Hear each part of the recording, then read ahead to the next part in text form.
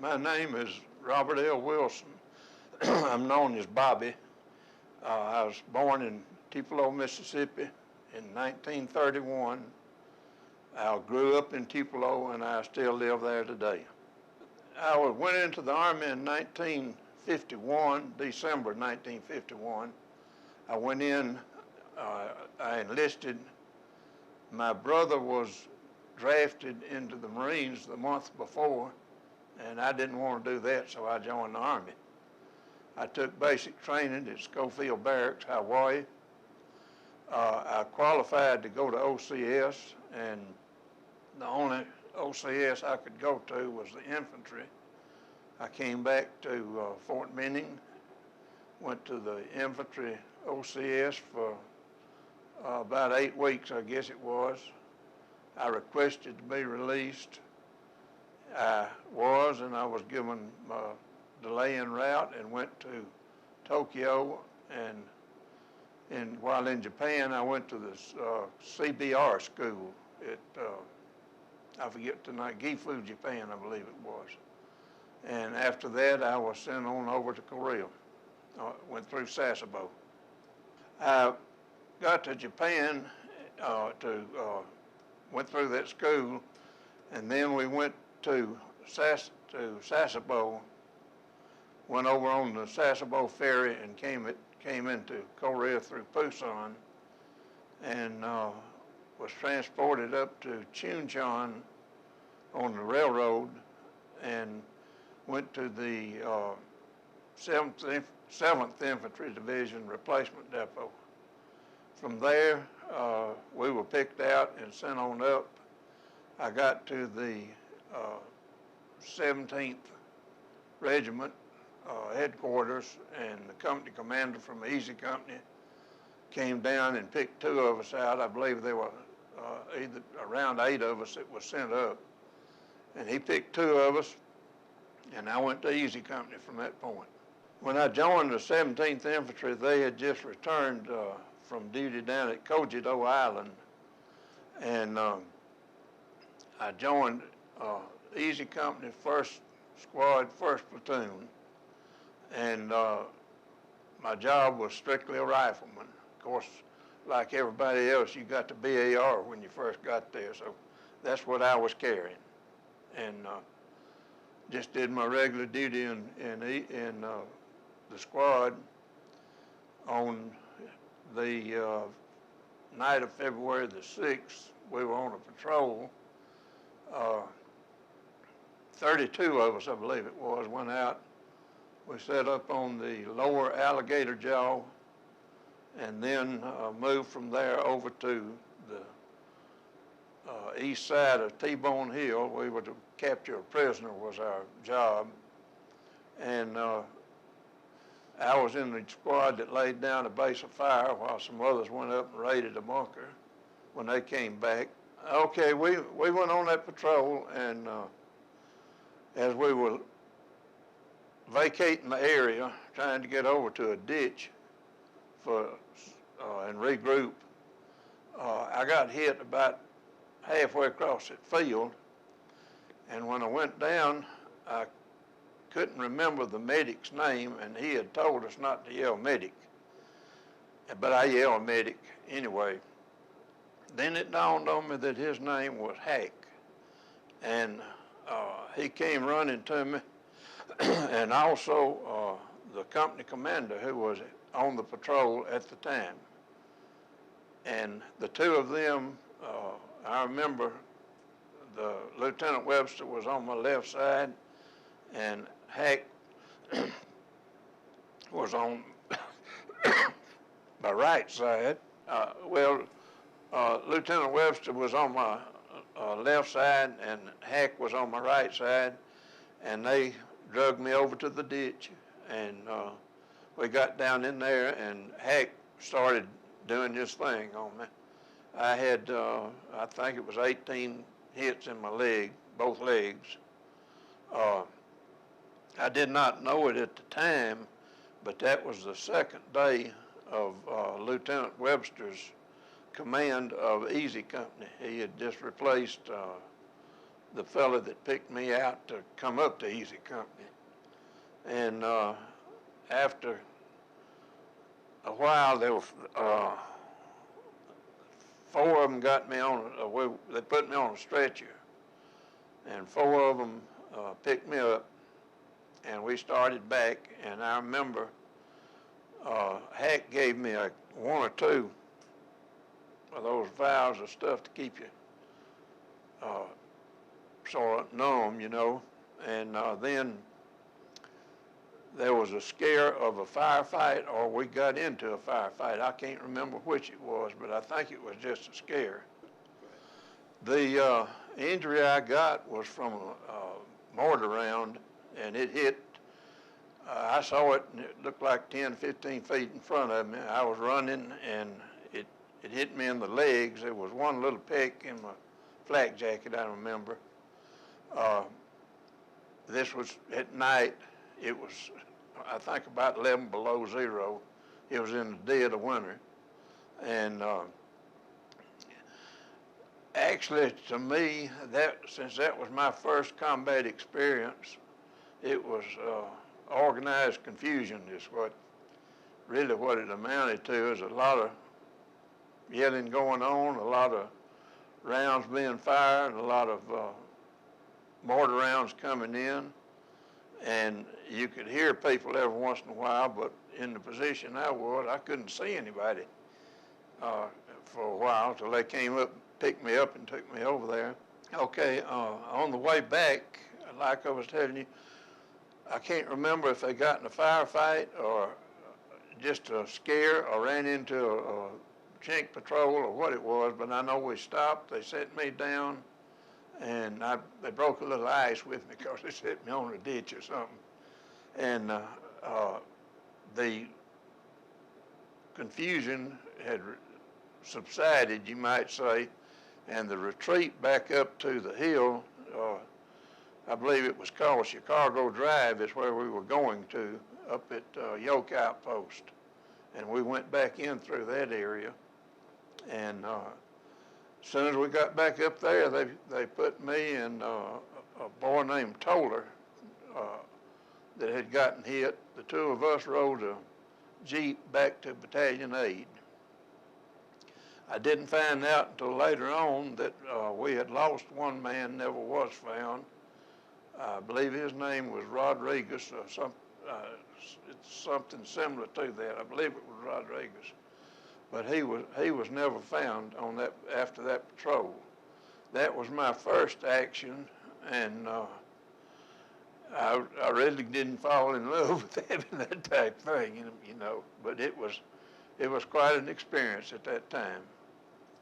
Okay, after I got back to Battalion Aid, I went back to MASH Hospital and stayed there. I believe it was 3 days that I was at MASH. I know they operated on my legs one time while I was in MASH. From there, I got on that train that goes south and went to Tegu.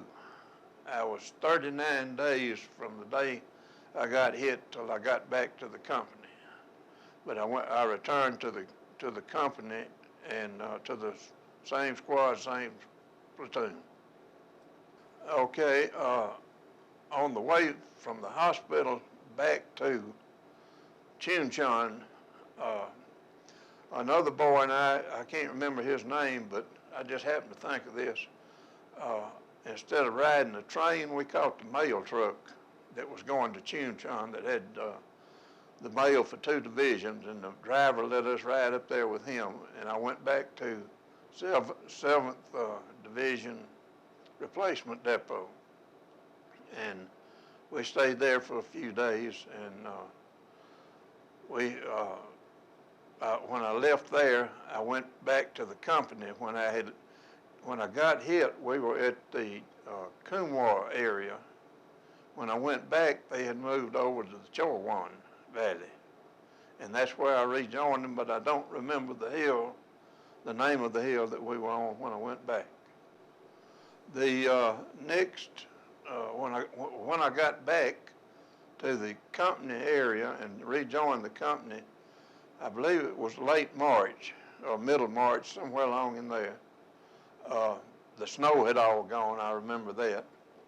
I went to 1st Squad, 1st Platoon, and shortly after that I went out on a 4-man listening post. And we got, I don't know what it was coming across the valley out there, but they saw us or heard us or something. Anyway, they started throwing out artillery rounds in on top of us, and we had to vacate the listening post. And at that time, I could not really get up and run. I just didn't have enough stamina about me at the time, having been out that long and the injuries to my legs. Lieutenant Gorman Smith was the company commander at the time. And I told him, a platoon leader, I can't remember his name, but anyway, he told me to go talk to Lieutenant Smith, which I did. And Lieutenant Smith's driver, one of the drivers, had just left. And he asked me if I had a license, which I did, and he said, well, why don't you come over and drive for a while till you get built back up and all. I did. I got started driving a deuce and a half, and then one of the Gorman Smith's driver rotated, and he asked me to drive his Jeep, which I did. And another point was that an offset, Lieutenant Smith was a West Point graduate, I believe class of 50. Howard Brown, who was a boy from Tupelo, Mississippi, was also a class of 50, and they knew each other. And when Lieutenant Smith asked me where I was from, and I told him, and he asked me if I knew Brown, and I said, yes, sir, I did. And I said, did you know he got killed in 1950 in the first trainload of troops that went over there? Lieutenant Smith did not know that at the time, and he was very surprised. But I drove for him for a good bit of the time, most of the time, or doing other things around the company. I got to where I was working in the communication section about as much as I was driving the company commander. And when we would go up like the checkpoint, we had a switchboard set up in that position, and I would take a shift on the switchboard. I think we took two hours and 4 off or something like that. When the April, I forget the dates of it, but the April pork chop engagement came, I was driving for the Lieutenant Smith, and we went up on a road, had a convoy of trucks that I was leading. He was in my Jeep, and we were leading this convoy of trucks, which went up to a point, I can't remember where it was close to that checkpoint area. But all the troops got out. He told me to lead the trucks back to the area that where they could clear the area.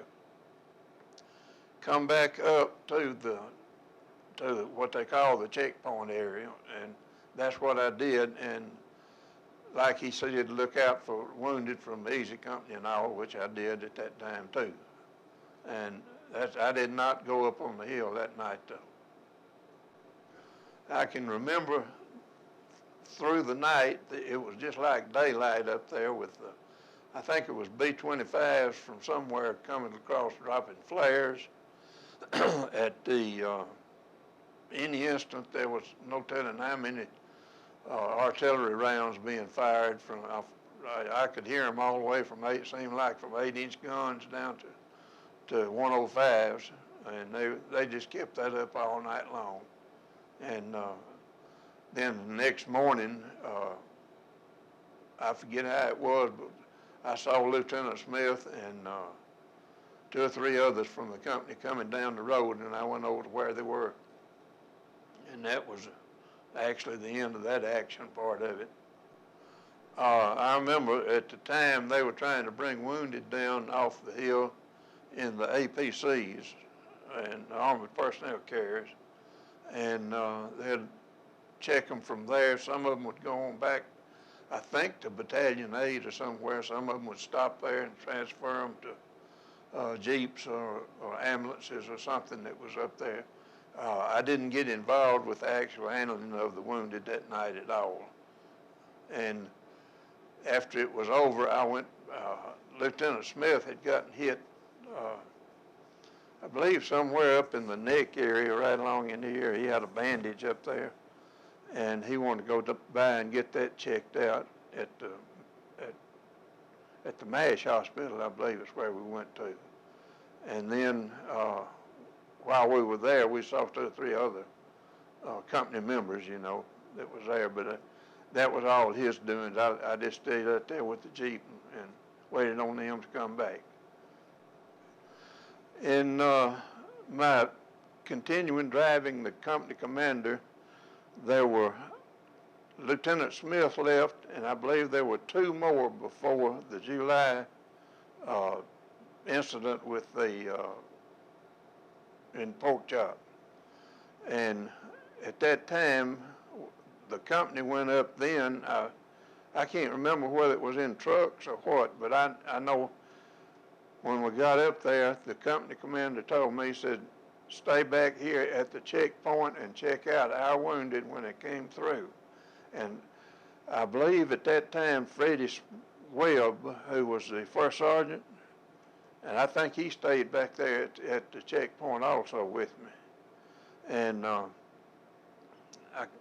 can't remember anybody else, but as the company went on out of sight, going up across the road and up the hill, but after they started bringing wounded back, I remember one of the first ones they brought back seemed like was our company exec. Can't remember his name, but he was a little, somewhat older fellow who had gotten a field commission. He had been a master sergeant for a long time. Then it was not too long before the company commander himself came back, and he had gotten hit pretty severely. I remember that. We were, at that point, we were taking rounds in on the checkpoint. I don't know where they were coming from. They were Chinese rounds, and at one time I was outside and was going to do something. Anyway, we started getting some rounds in, and I ducked under a APC that was out there, and after the rounds quit, I got up and left, and the boy asked me why I did that, and I said I was getting out of danger. He said, well, that thing was loaded with grenades. He said, I don't imagine you knew that, though. But anyway, it was, the after fact was very comical to me. The first day it was just noise and everything, and I can't remember whether it was the first or the second day. The mortar company for Easy Company had set up over at the base of Hill 200, which was to the east of Pork Chop Hill. You went over across the creek and went around the base of the edge, the lower edge of Hill 200, and they had set the mortars up over there. Well, Freddie Webb and somebody else said that they needed ammunition, but there wasn't any way to get it over there. A boy named Otto Glander in the company, he was a Jeep driver too, and he and I loaded his Jeep and drove across over to where the Mortar Squad was, and we delivered ammunition either in his Jeep or my Jeep for quite some time, as much as we could. And then we came back one time, and Freddie Smith came out and told us that y'all don't go anymore, so they just blew the Mortar Squad up. They had they had found, I think it must have been somebody over on Baldy or somewhere over there that could see where we were going anyway.